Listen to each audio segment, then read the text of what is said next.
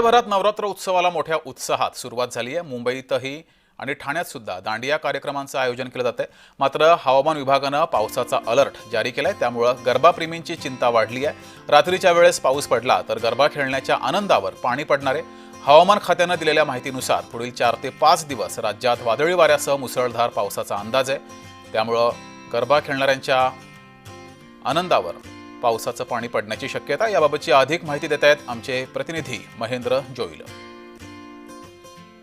शारदीय नवरात्रोत्सवाला आजपासून सुरुवात झाली आहे।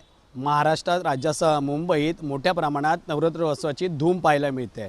मात्र मुंबईत हवामान खात्याने दिलेल्या अंदाजानुसार मुंबईला येलो अलर्ट जारी करण्यात आला आहे। मुंबईत 4 ते 5 दिवस सतत पडणाऱ्या पावसामुळे गरबा कसं खेळायचा हा प्रश्न आता मुंबईकरांना पडला आहे। काही ठिकाणी जर पाहायला गेलं तर मुंबई ठाणे या परिसरात मोठ्या प्रमाणात गरबा कार्यक्रमाचं आयोजन केलं जातं।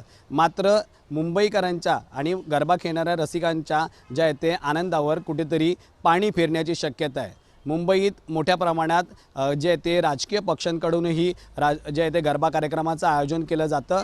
मात्र या सगळ्या पार्श्वभूमीवर हवामान खात्याने दिलेल्या अंदाजानुसार ताशी 30 ते 40 किलोमीटर वेगाने जे आहे ते वेगाने वारे पाहू शकतात आणि विजांच्या कडकडाटासह जोरदार पाऊस पडू शकतो।